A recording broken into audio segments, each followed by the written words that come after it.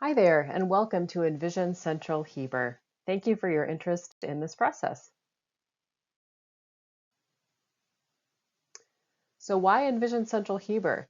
Well, Heber is growing a lot. You can see that in this chart. In the last 20, 30 years, we've grown tremendously, and that rapid rate of growth is expected to continue. We'll be reaching about 32,000 residents by 2050. And in the midst of this growth, we want to make sure that Heber keeps its heart. So, Envision Central Heber.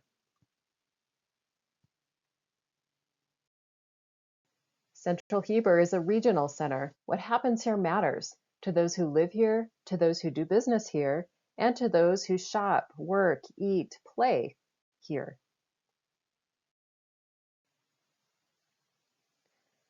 And the Envision Central Heber process is an opportunity for stakeholders and the public to share their ideas and for the city to listen and learn.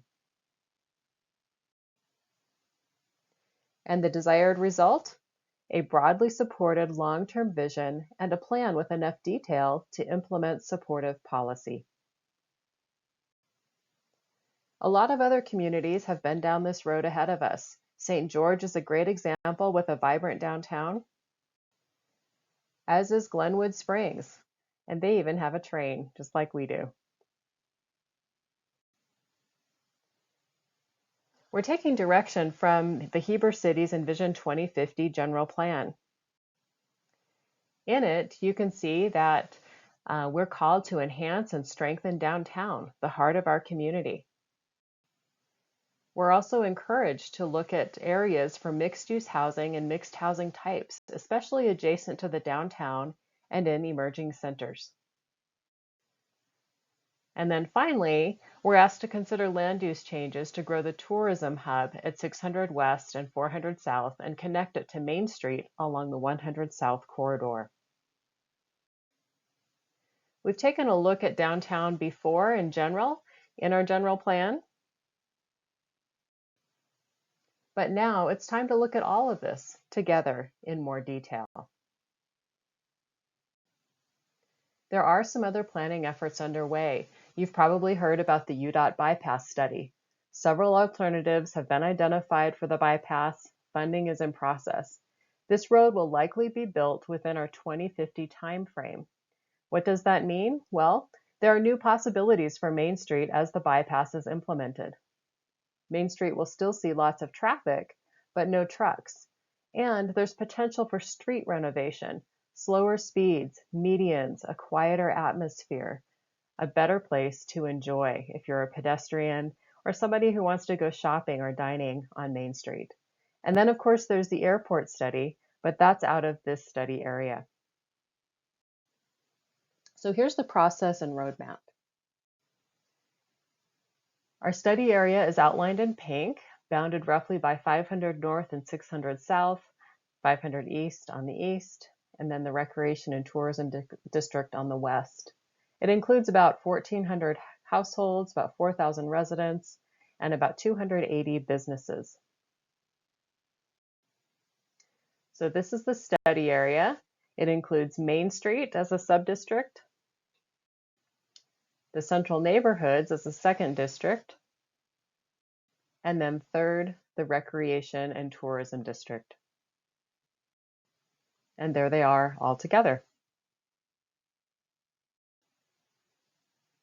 As a part of this study, we worked with Zions Public Finance to understand our 2050 growth projection. We wanted to know how much new growth is possible in Central Heber. What are we planning for? And it's pretty likely that we'd be looking at about 900 new households and about 1,250 new employees between now and 2050. You can see that in comparison to existing households and existing employees. And there are some things that are important to consider beyond expected growth. For instance, how housing needs change over a lifetime. Imagine with me for a moment that you grew up in a single family home like the blue one at the top left. Then you go off to college and maybe you live in a dorm for a while. Perhaps then you get married, you live in an apartment, you have a child and that apartment feels small, maybe you buy your first townhouse. Later on, you have more children, you buy a larger single family home. Those children move out, and maybe as you become an empty nester, you want something smaller with less maintenance. And in this case, maybe you move into a mansion home, which looks like a single family home, but is actually several units. I don't know if you see all of these stages in your own life, but you probably know people that have experienced many or all of these stages as they've progressed through their lives. It's important to think about those needs when you're planning housing in your city. It's also important to consider how long buildings last. For example, homes can last upwards of 150 or more years.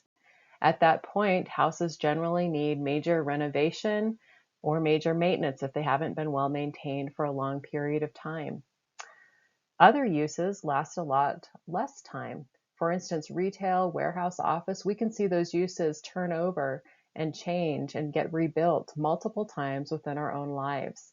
So you can imagine those places in our study area with those kinds of building uses, and those places are the most likely to change significantly.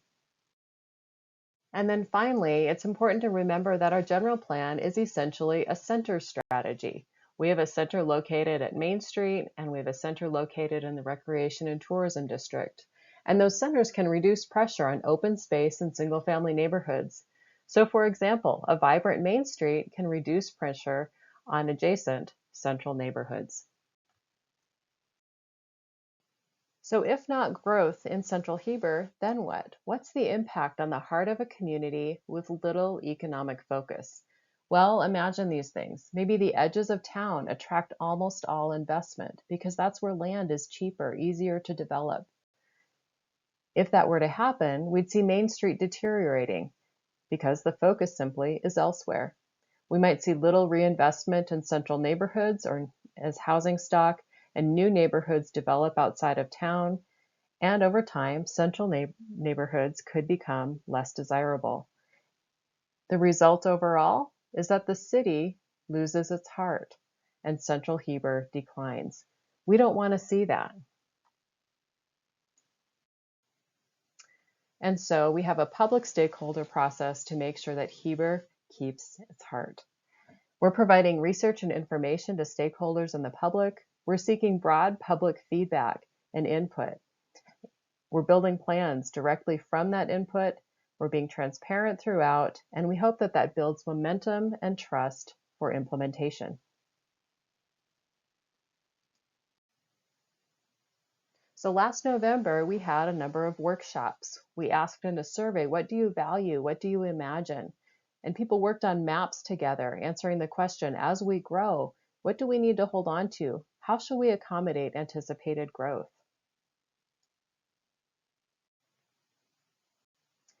And stakeholders and citizens created 13 maps with their ideas, answering those questions.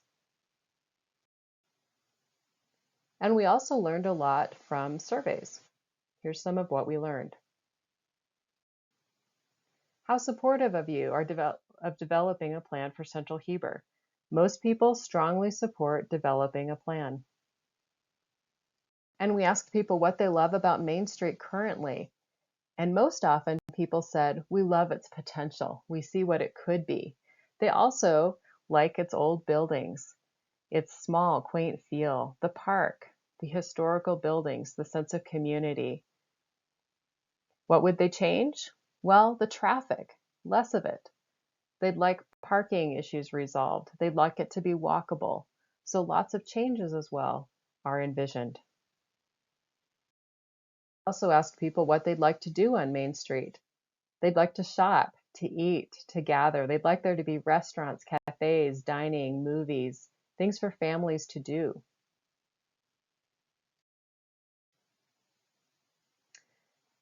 And we said below are two statements that represent ends of a spectrum. Which statements do you most agree with? People most agreed that the Main Street of the future should be pedestrian oriented, with uses such as theaters, cafes, local shops, and restaurants. And we asked what would make you return to Main Street again and again. And most people would lean toward all of the above.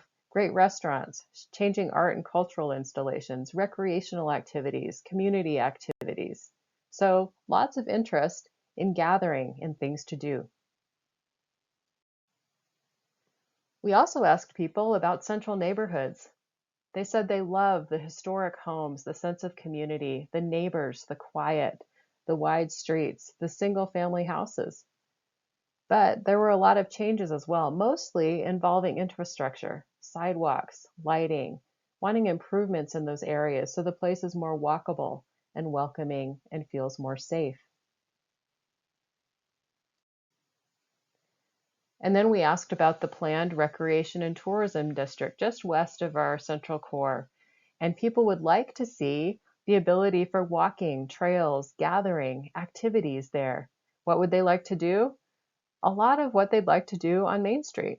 Shop, dine. Again, walking, trails, events, a springboard to other places.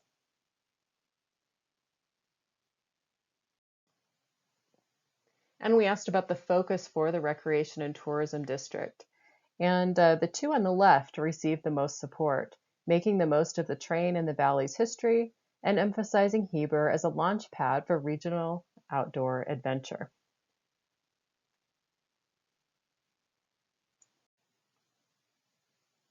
And then going back to the maps that people created, we saw some themes or trends overall. First, people envision Main Street as a destination street, a place to go and enjoy. People also see a strong connection between Main Street and the Recreation and Tourism District along the 100 South Corridor. The train is a major component of people's conversations, and there's a strong interest in character design standards for quality buildings, beautiful places. And then in mapping, people employed mostly 3-story buildings with 4- and 5-story buildings in specific areas of Maine and the Recreation and Tourism District. So here's where we are in the process. I've just summarized information from the workshop, the brainstorming activities we had last fall. At this point, we're having open houses where people are going to be able to explore alternative scenarios. From there, we move toward a vision and implementation. So the scenarios. This is future placemaking. We're asking, what could Central Heber be like in 2050? And the scenarios explore how themes might nest together. And really the emphasis is on how we grow, not on how much we grow. So no matter how much we grow, we have a plan and we understand how to accommodate it in a way that's pleasing as we move toward our future. So placemaking is really about creating spaces that we can love and enjoy. We like how they look, how they feel. And our task in this process at this stage is to identify how Heber can keep its heart. So as you review the scenarios, think about the kinds of places you'd like to see by 2050, and then you'll be able to pick the best ideas from among the scenarios. So here are the scenarios.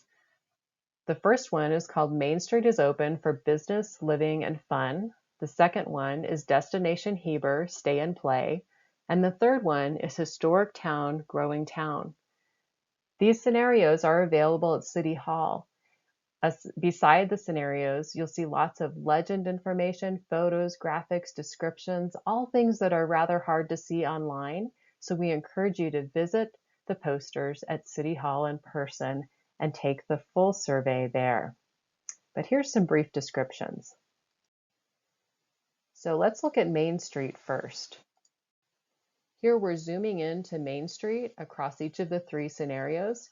You can see at a glance that they're rather different in terms of the area that we're encompassing as a transition area between Main Street and the neighborhoods in orange. And you see different emphasis in terms of intensity along Main Street itself. So all scenarios, a few things we have in common. There's a destination Main Street across all 3. And we've also preserved historic buildings and places across all 3 scenarios, and they're listed on the map. So the first one is the most vibrant on Main Street.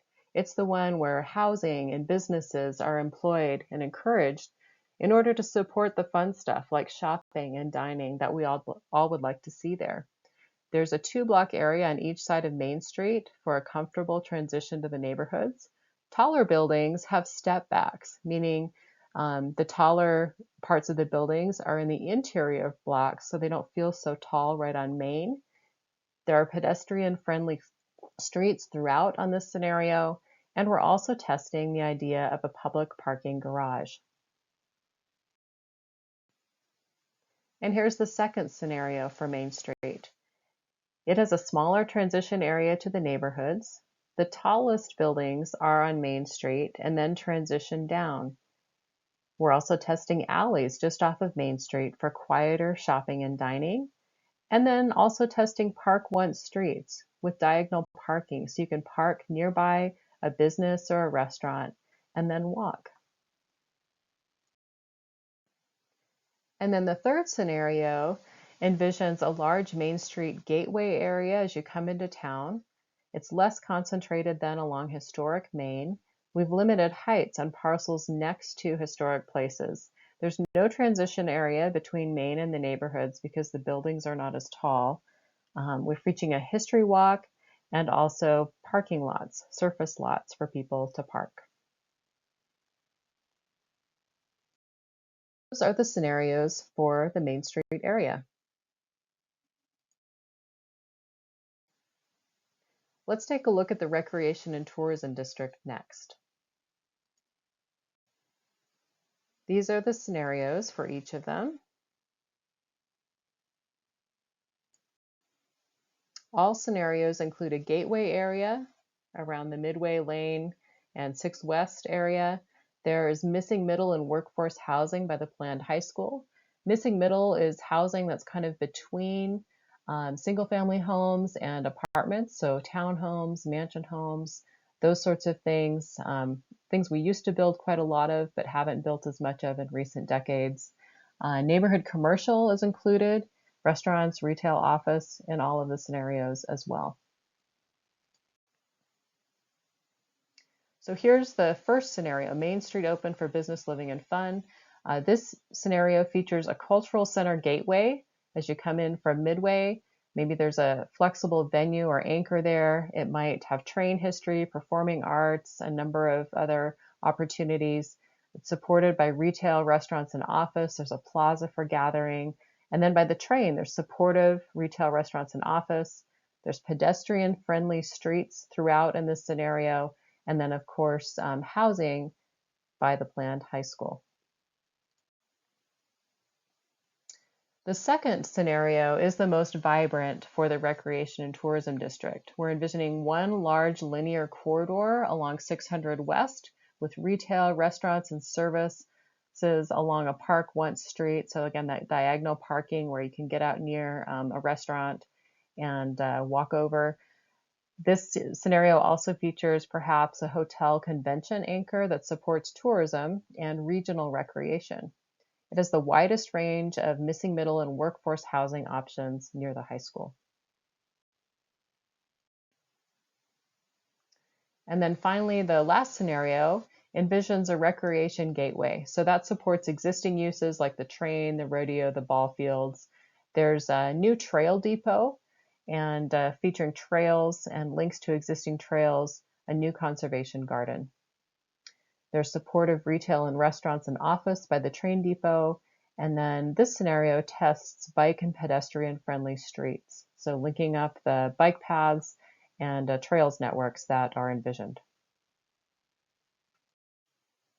So those are the scenarios for the Recreation and Tourism District. Finally, let's take a look at central neighborhoods. We have the east side central neighborhoods showing, and we'll show the west side shortly. But in general, the same ideas apply. In all scenarios, we'll see housing change that's typical of older neighborhoods. So older homes are maintained and enhanced. Some are rebuilt by owners who deem them unsatisfactory. And then permitted by state law, we'd likely see attached accessory dwelling units. And then there's a mixed neighborhood commercial corridor along 100 South envisioned in all scenarios. So the first scenario, let's take a look at the neighborhoods. The emphasis here is on pedestrian-friendly street improvements for walkability. So sidewalks, street lights, street trees. We're also testing neighborhood pocket parks in this scenario, and then housing just typical of older neighborhoods, like what I just described.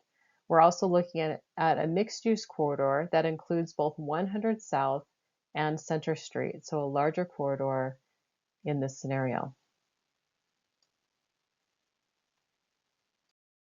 In the second scenario, in terms of neighborhoods, we're looking at typical improvements for older homes, but also testing the idea of detached accessory dwelling units on those home sites. We're looking at, again, a mixed-use corridor that includes 100 South and Center.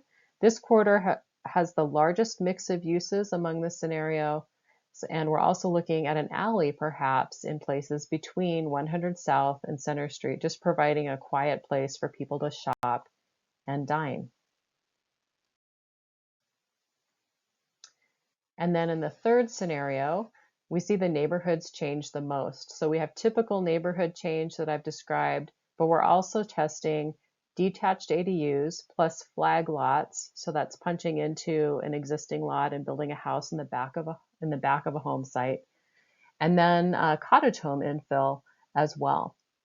We're testing occasional commercial corners for people to access goods and services more conveniently. We're looking at pedestrian and bike-friendly street network. You'll see bike paths on some of the streets. And then looking at the mixed-use corridor, that's the smallest in this scenario. It includes 100 South, and it's mostly housing with neighborhood commercial corridors. And then East Side neighborhoods, same general principles apply, except we don't have that corridor along 100 South on the east side. So those are summaries of the Central Heber scenarios. And again, we encourage you to go to City Hall and take a look at them in more detail. We're asking people to examine the scenarios and then select parts of them that they really like. It's kind of like selecting ingredients to make a meal, not a prepackaged dinner. We don't want to just understand, I like scenario one. We want to understand what components across all scenarios you like and don't like in order to arrive at a shared vision. So part one of this process is looking at scenarios, future placemaking. What could the places that we create be like? Those are the scenarios that we've just talked through. Part two is visual preferences and places. What could the places that we create look like? These are things that we're testing. Please go to City Hall and take the full surveys. We'd love to hear your feedback on them. So here's a reminder of where we are in the process. We completed workshops and brainstorming activities in the fall.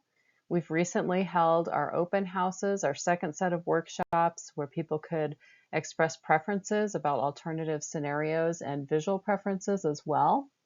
We're moving toward a vision celebration, which will occur on May 3, and looking toward policy implementation after that. Please mark your calendars for the May 3 celebration, and please do feel free to do the survey, the short version that's online. And we especially encourage you to go to City Hall, explore the full scenarios, and take the full survey there. Thank you so much. Thank you for your interest in Envision Central Heber. We really appreciate it. Please take that brief online survey, but we also really encourage you to take the survey in full at City Hall. Thanks again.